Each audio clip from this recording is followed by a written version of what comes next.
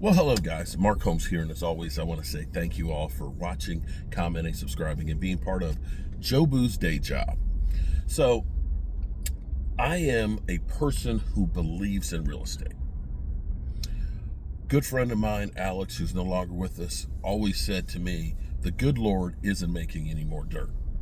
And when I look at the value that's constantly increasing as time goes on, to me, investing in real estate is no matter what, I can go there and I can see that piece of land. I don't get that same feeling with the stock market because the stock market always just felt like funny money. It's worth a whole lot today and it could be worth zero tomorrow.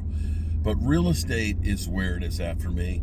And I think it's something like 90% of the millionaires in the world got it from real estate. So it is a good investment. The thing is, it's hard now to get into being a real estate investor or even owning your own home. Now, the good news is the Fed dropped the interest rates by 0.5%, which will definitely lower the price point in getting in. Now, we'll talk about buying houses and stuff at another point because there's a problem with buying properties now because now you're competing against Wall Street when you're just trying to buy a home for yourself. What I really want to talk about right now is about renting apartments or townhouses, so to speak. Mainly because my daughter is looking for an apartment in the Washington, D.C. area. And the price points for a one-bedroom apartment are anywhere from $2,000 and up. And I'm not talking about great apartments for $2,000. I'm talking about places that are old and moldy and dingy and everything else. But it seems like all of the prices are all about the same high price points.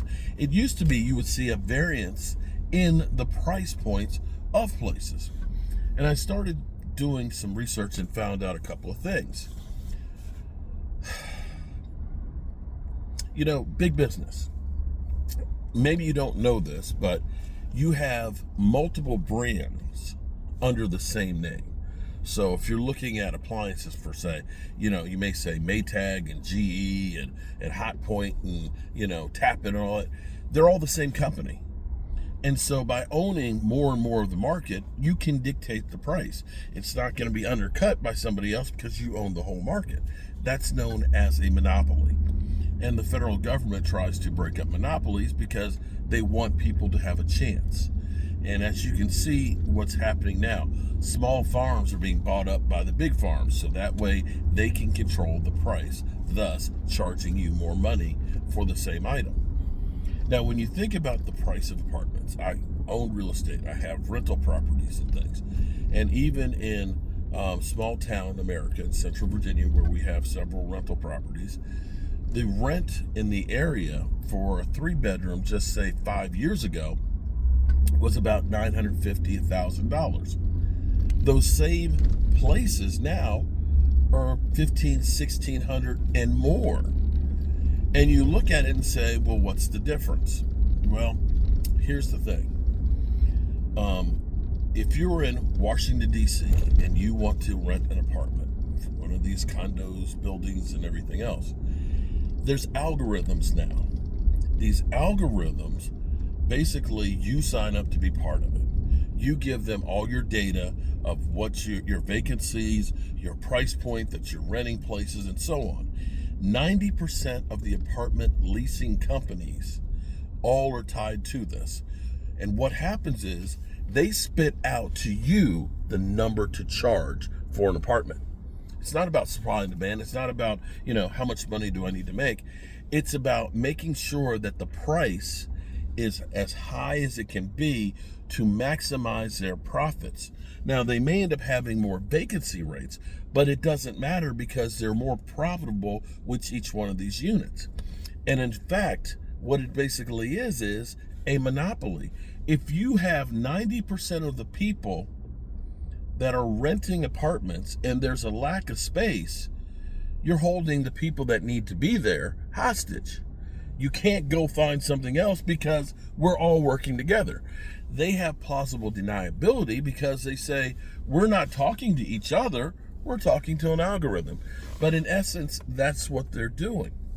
And so you see the price points keep getting higher and higher and higher. But the services get lower and lower. The maintenance and things. Because what they've learned is, if you're not willing to pay that, that's fine. We can have a vacant unit. And the next person that comes in, they're going to pay more money. And so this is how we're getting fleeced. And I'm learning that it's not just rental apartments that are using these algorithms.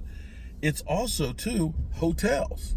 When there's an event that's going on, everybody knows that the price is going to go up. Whenever we would go to the Super Bowl, of course, a hotel room that was $99 somehow is now $500. And they're sharing this information with each other to make the market price increase. And I can best believe that airlines are doing the same thing, because I have literally, this is where it gets to be crazy, literally watched plane ticket prices where my wife will look at it, I'll look at it, and so on, and we'll see a price.